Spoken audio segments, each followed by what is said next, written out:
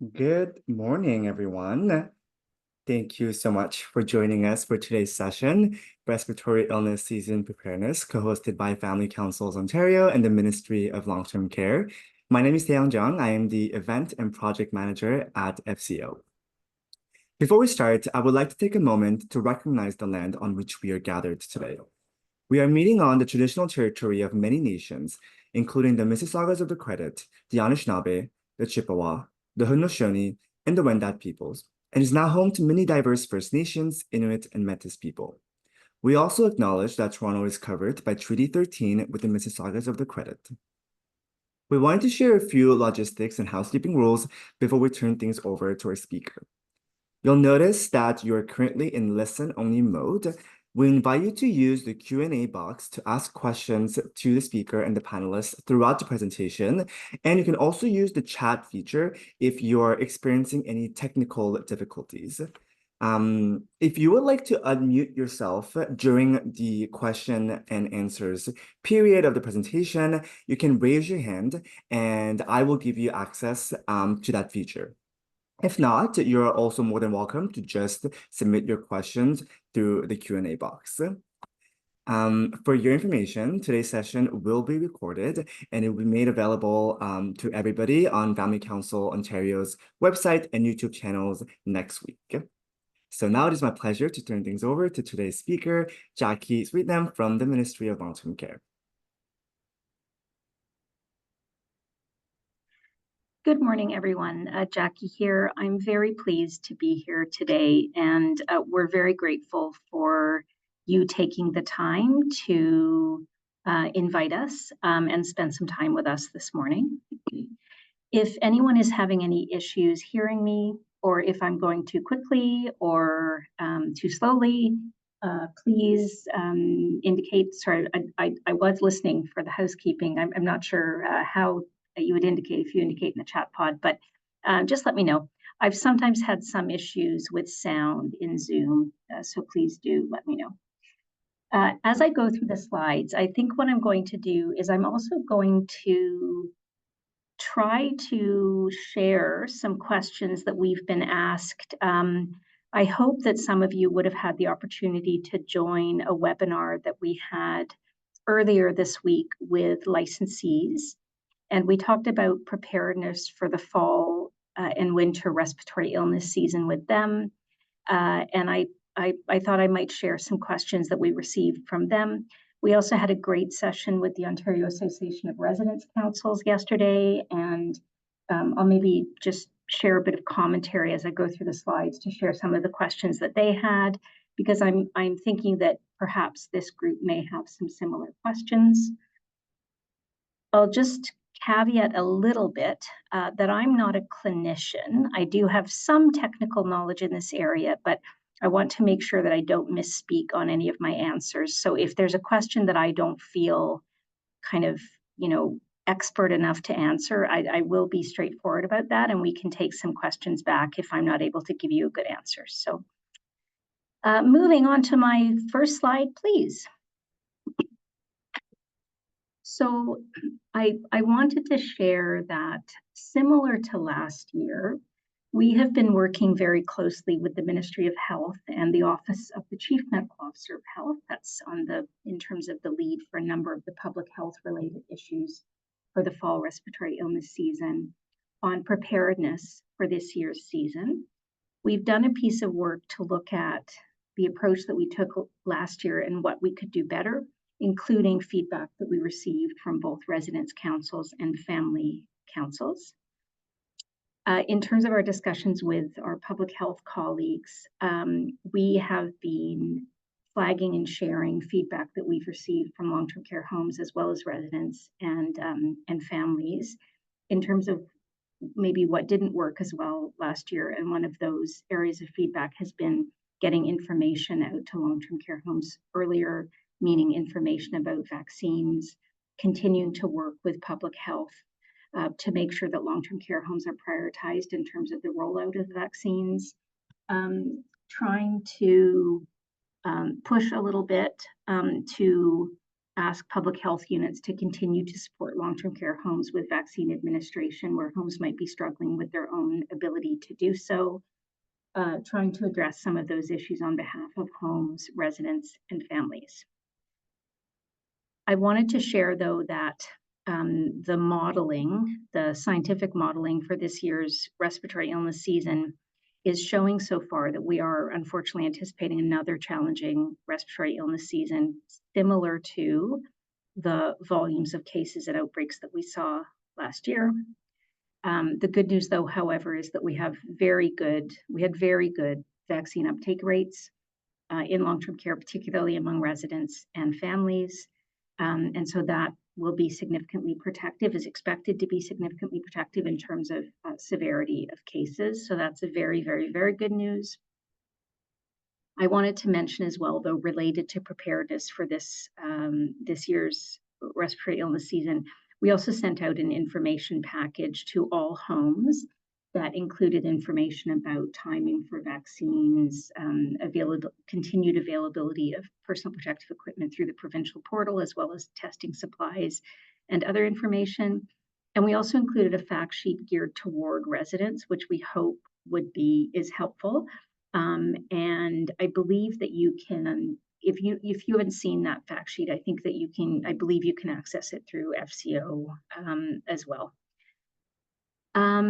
One of the things I wanted to try to say kind of quite clearly at the beginning of the presentation, in case there's a question about this, at this time, we are not considering bringing stricter measures in place, including universal masking. We are not considering that at this time.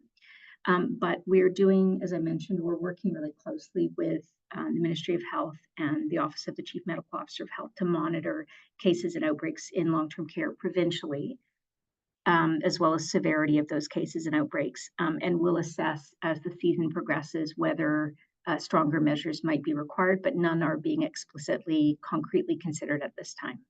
So next slide, please. So I mentioned that unfortunately we are anticipating a relatively severe respiratory illness season, but I did want to clarify severe, but along the lines of what we experienced last year. COVID-19 activity has been increasing over the summer and is currently at high levels. And COVID-19 season, so to speak, has started a little bit early. We're not officially in influenza season yet. I think people on this call will probably know that. The typical timing for the influenza peak is later in the respiratory illness season. But we do understand from public health modeling that we are expecting a longer influenza season with a mix of H3N2 and H1N1 circulating. Those are the technically defined strains of the illness that are expected to be circulating for this year's respiratory illness season. For RSV, respiratory syncytial virus, we are anticipating a similar season to last year, but potentially with less impact in terms of cases and illness because of the initial rollout of the vaccine last year. So next slide, please. Excuse me. I maybe won't go through every bullet on this slide, but we touched on this in the conversation with the Ontario Association of Residents Councils, and there was quite a bit of interest in this piece. One of the issues that we consistently raise with the Ministry of Health and with the Office of the Chief Medical Officer of Health on behalf of long-term care homes, families, and residents are some of the challenges that we hear from long-term care about how many different documents and guidance and directives are circulating, and that it's a lot for long-term care homes, families, residents. It can often be confusing in terms of which document and which guidance applies to long-term care. There was a lot of confusion maybe confusion is a bit too strong, but it's a burden for homes as well, because some of the scientific guidance related to how to identify outbreaks for each respiratory illness was different, was inconsistent. And so public health has done some work to harmonize their guidance for outbreak management for flu, COVID-19, and RSV.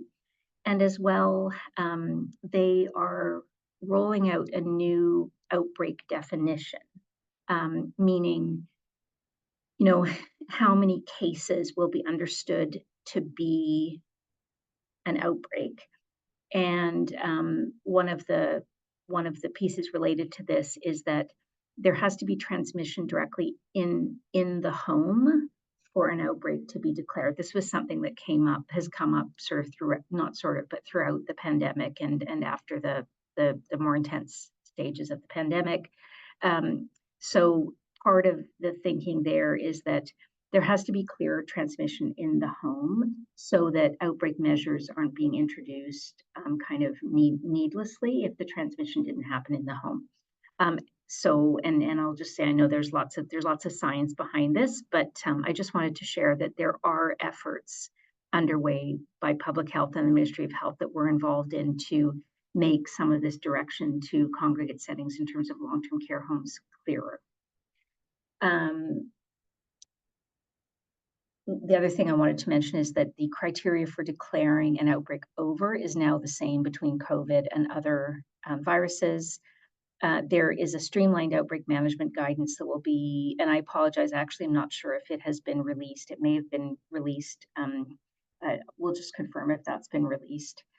So just wanted to share that efforts have been made to clarify the guidance and direction related to all three respiratory illnesses, make it more consistent where it's appropriate, and to reduce the burden on long-term care homes for the kind of confusion and the inconsistency between a number of the guidance documents that have been in circulation, if I can put it that way. So next slide, please. Thank you. So vaccines. We shared this information with residents yesterday, and some of this messaging, if I can put it that way, is also geared toward residents, but also relevant to family members and caregivers. So I think, as you know, everyone is encouraged to get a flu shot every year. Flu can be especially dangerous for people over the age of 65, but for family members and caregivers, we also strongly encourage it, especially if you are visiting your loved one in a long-term care home, not just because of the risk to you, but also the risk to older people in the long-term care home. We also recommend that people get another COVID shot. You can get another COVID shot 6 months after your last one, or as early as 3 months. You can get it as early as 3 months if you'd like to have it as early as 3 months, or 6 months after. Or 6 months after sorry, I don't mean to make this more confusing. You can get another shot 6 months after your last one, or as early as 3 months if you prefer, or after actually having had COVID-19. So if you qualify for the RSV vaccine, we encourage you to get that as well. But the priority group right now is specific age groups and people in long-term care homes. So this was primarily geared toward residents, but if you are also in that age group, we encourage you to get the RSV vaccine as well. So next slide, please. So pneumococcal vaccine, we wanted to share this also because this was a question that came up from the residents. And we received some advice that residents were asking a lot of questions also about the pneumococcal vaccine. And we provided this messaging to residents, reinforcing or encouraging them to get a pneumococcal vaccine also. And one of the questions that we had received on behalf of residents was whether they could get a flu, RSV, and pneumococcal vaccine at the same time. And we've talked to our public health colleagues, and the guidance from the National Advisory Committee on Immunizations, called NACI, is that all of these vaccines can be co-administered this year, so given at the same time. But as I say that, one of the things I do want to say is that residents shouldn't feel pressured to get them all at the same time if they're not comfortable. But if they do want to get them at the same time, they can. And often, and I think people on this call will know this, but often what the nurse or pharmacist or other person giving the vaccine will do is they'll do 2 shots in one arm and 1 in the other arm. So they usually won't do all 4 or all 3 or 4 in the same arm. But we were getting that question about whether it's medically safe to co-administer them. And the science indicates for this year that yes, it is safe to co-administer them. So we just wanted to be clear on that. And because we were hearing from others that residents were asking a lot, not only about the fall vaccines, but also the pneumococcal vaccine. So next slide, please. So I've touched on this already, but again, just wanted to reinforce that co-administration is safe. And in case anyone is wondering why last year we said that it wasn't recommended and this year it is, it was partly because the RSV program was new and the scientifically public health wanted to have some time with the vaccine being in place, observing any potential issues that might have come up with the vaccine, and there really weren't any. And based on the experience last year, it's now understood based on direct observation and data that it's safe to co-administer. Just making sure I'm not missing anything. Yep. But again, I did want to reinforce that people shouldn't feel pressured to receive all the vaccines at the same time. It's still a matter of personal preference. And for example, as a family member, if you're attending a vaccine clinic in the home and you're getting your flu and COVID shot, you can still talk to the person who's running the clinic and just talk to them about whether you're comfortable getting them at the same time and whether you're not. But we did want to reinforce that co-administration is safe. So next slide, please. This slide is from the Office of the Chief Medical Officer of Health, and we wanted to share it because it has some really good news in it. So unfortunately, we don't have data in this slide for family and caregiver uptake of vaccines, but we know that that is high as well. But we did want to share that healthcare worker influenza immunization is actually quite high in long-term care. Unfortunately, it's still a bit of a challenge, and I think many people on this call will know that. And a lot of homes still have to do quite a bit of work to maintain and improve uptake of vaccines among healthcare workers in long-term care, but it's much higher than a lot of other healthcare settings. It's much higher than the hospitals, for example. For last year, resident influenza immunization coverage, flu influenza coverage in long-term care homes was 89%, almost 89%, which is great. And resident RSV immunization coverage was actually pretty high, especially given that it was a new program. And we wanted to share this because we know that family members and caregivers also have a role in having these conversations with their loved ones who are long-term care residents, encouraging them to get immunized, maybe addressing any fears that they might have. And we also know that family members, caregivers have been extremely receptive to being immunized as well. So we wanted to thank you for that. I think the last, so there's one more bullet here that our public health colleagues shared and that we thought was really interesting. And they wanted us to share it as a comparative bullet, and that the overall provincial uptake for flu vaccine is estimated at about 30% for the general population. So if you contrast that to 89% for long-term care residents, it's great. We're doing really well in terms of protecting residents and also recognizing that they are really vulnerable to respiratory illness. So we wanted to thank you. We wanted to thank long-term care homes, and we wanted to thank residents for their openness and willingness to get protected and vaccinated. We will be reporting data from long-term care homes again for the 2024-25 influenza season to get immunization rates. There's a survey that will be sent out to long-term care homes, and we're happy to keep FCO and others updated on the data that we get from this year's influenza and respiratory illness season. Next slide, please. So again, this is some messaging that was geared more directly toward residents, but we thought that it would be helpful for families included on this call because we know that family members, caregivers, and other visitors are also affected when an outbreak is declared in a home. And I'm going to share a couple of questions that we received related to some of these issues from Ontario Association of Residents Councils as well. So, excuse me, we know that the local public health unit has the role and the authority to actually declare an outbreak. And the public health unit is required to work closely with a long-term care home that is in outbreak to manage the outbreak, to manage the public health aspects of the outbreak, meaning the reporting, making sure that contact tracing is being done where it's required, and other public health activities. But we also know that homes themselves are responsible for the direct management of the outbreak in the home. But one of the messages that we wanted to reinforce that residents ask us, and we've also had this question from family members as well, is that homes must recognize that the rights of residents have to be fully respected in the context of measures that the home is taking to manage an outbreak.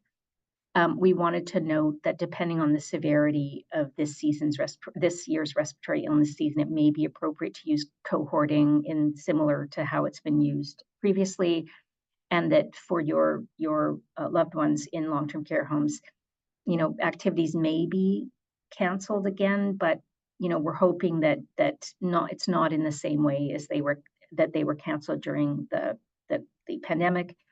And one of the things I wanted to mention related to this slide is on the call with the Ontario Association of Residents Councils, and I don't think this will surprise anyone on this call.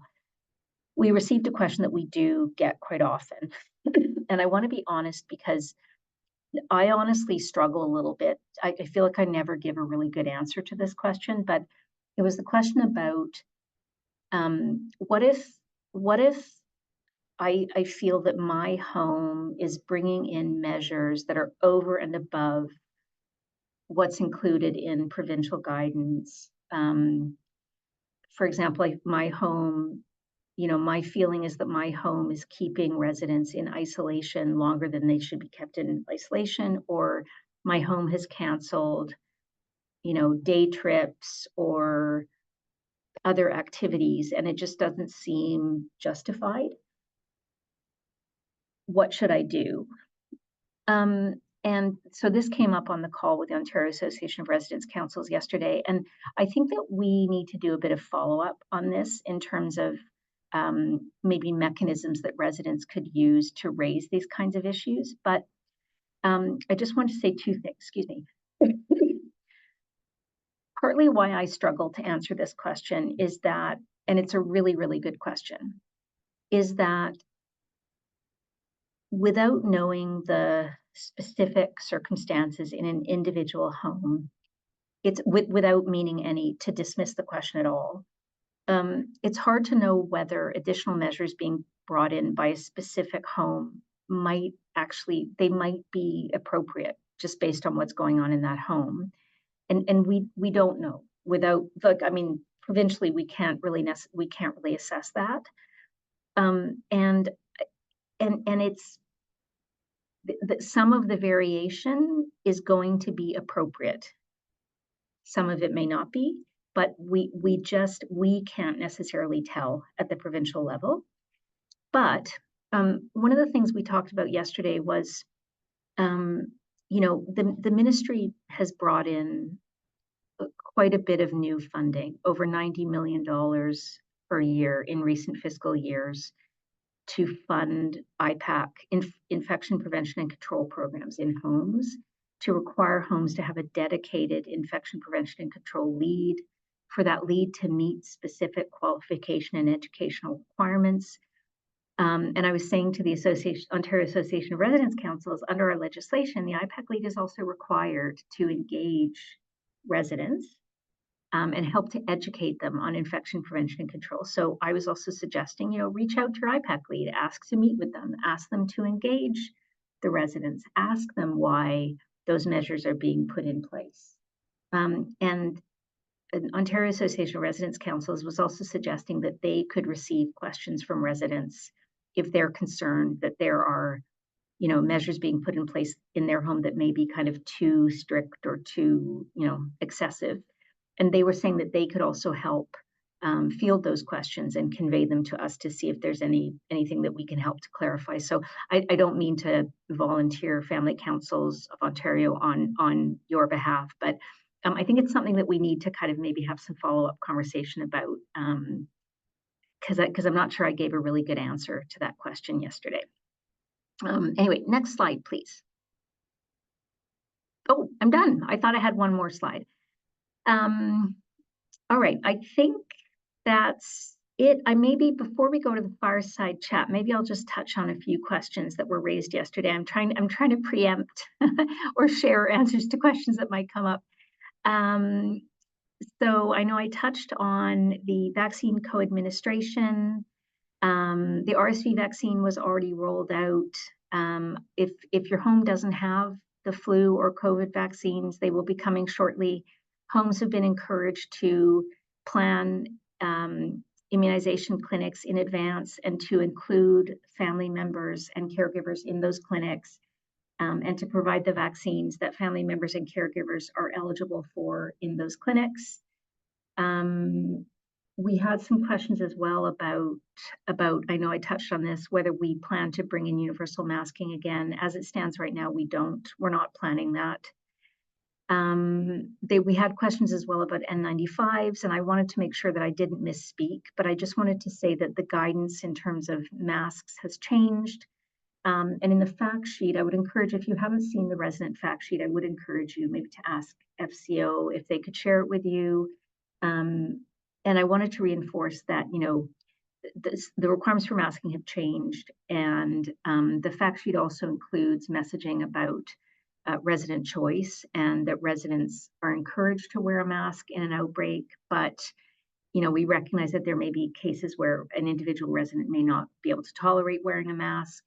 But I didn't want to get too far into sort of the technical outbreak guidance, because I'm not as technically up to speed on that piece, and I just didn't want to misspeak.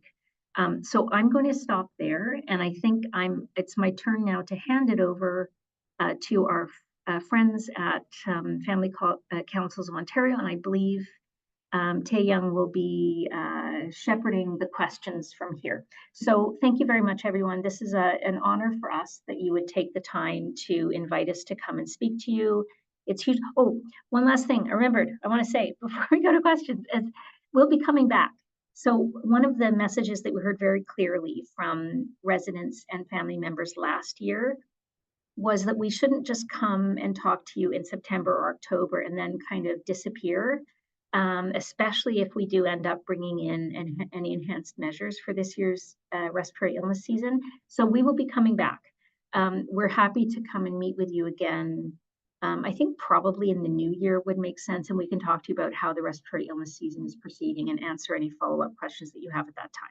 So thank you very much. That's it for me, and over to Tae Young for the questions. Thank you so much, Jackie. I think we're going to start. We had Danielle who raised their hand. I'm going to give you the permission to, would you like to ask your questions and unmute yourself, or? I'm so sorry. I did not mean to raise my hand. Oh, okay, no worries. All good. Okay, awesome. And then we're going to go into the Q&A box. The first question is, can we administer tetanus vaccine and RSV at the same time? Sorry, was it tetanus and RSV at the same time? I don't know. You know what we'll do? We'll send that question to the vaccine program, and we'll send an answer back to FCO if that works.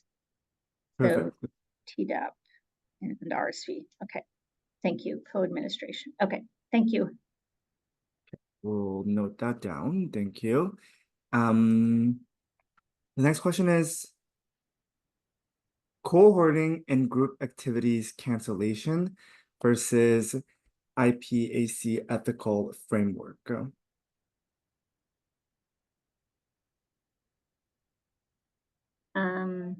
I might need a bit more context, but I think if I understand, I think probably what's being asked is under the IPAC standard, under our act, there is a requirement for homes to develop an ethical framework for decision making in infection prevention and control. So things like we're not in this situation right now, but things like if people have to make decisions about provision of or provision of personal protective equipment, you know, if there's a constraint in terms of supply, we're not in that. I want to be clear, we're not in that situation. Having an ethical framework is meant to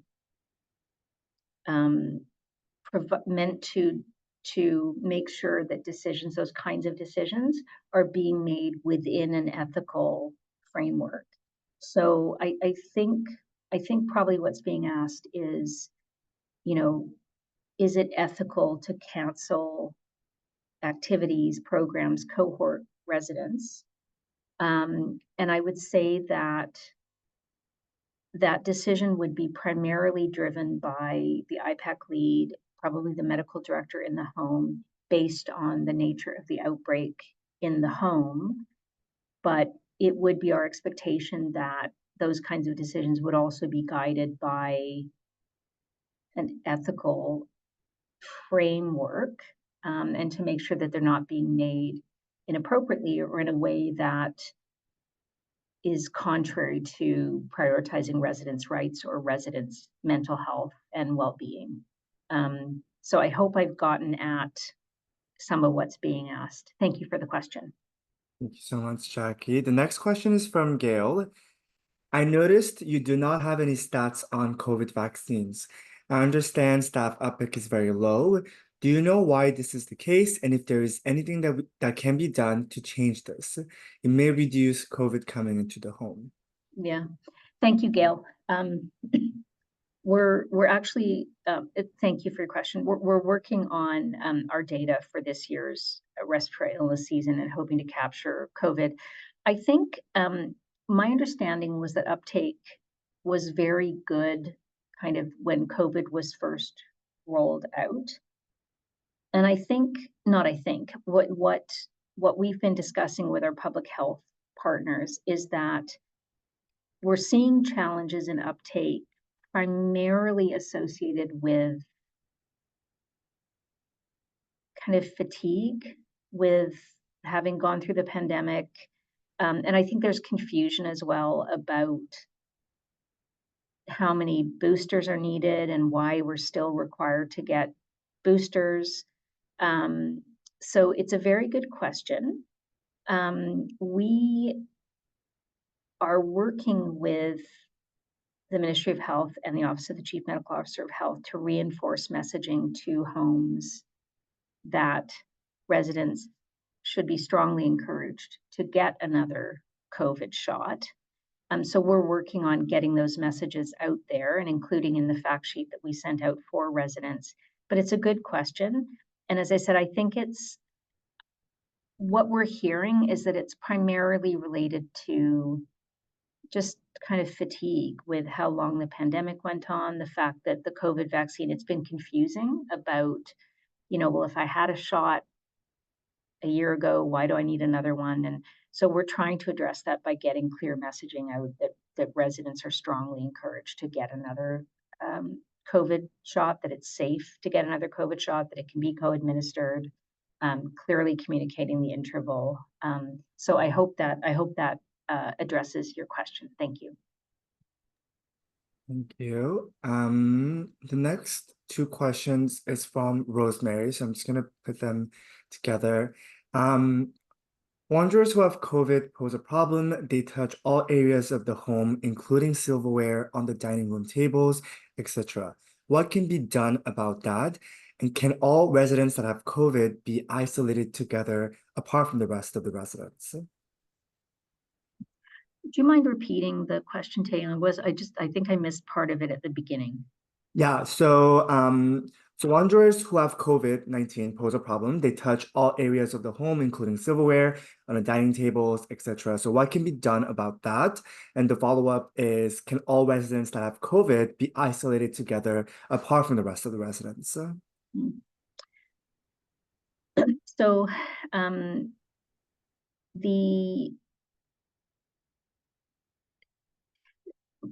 since the pandemic, we've reinforced requirements of long-term care homes for cleaning, surface cleaning, what's known as high-touch surfaces that are more likely to become soiled.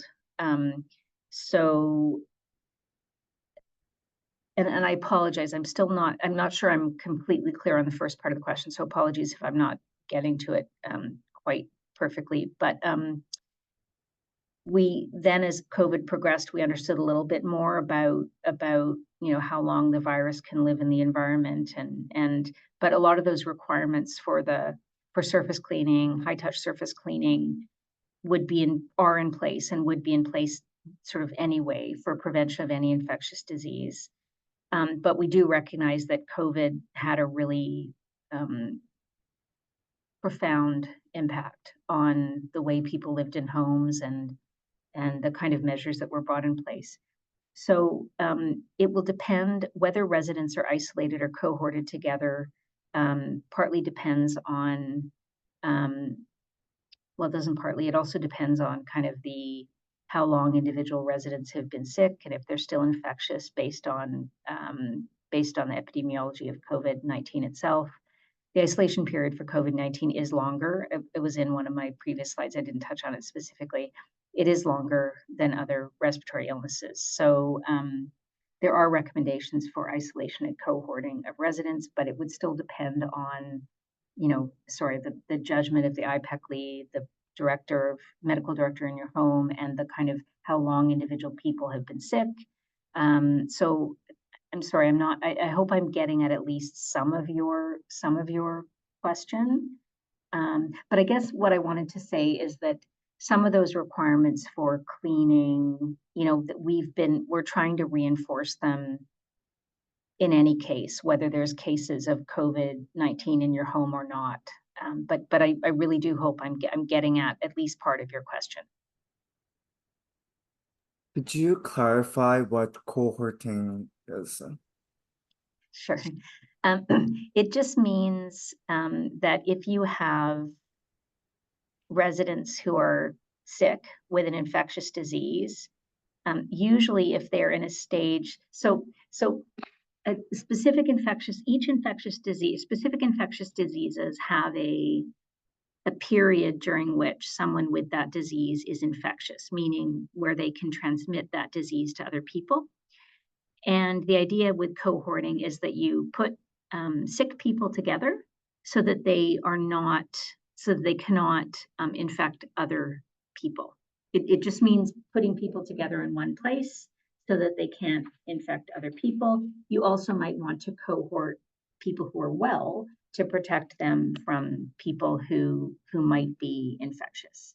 And it's a decision that shouldn't be taken lightly. It's a decision that would be made, again, based on the nature of the outbreak in your home, based on, an assessment by the infection prevention and control lead, the medical director, or the director of nursing. It's something that shouldn't be done lightly.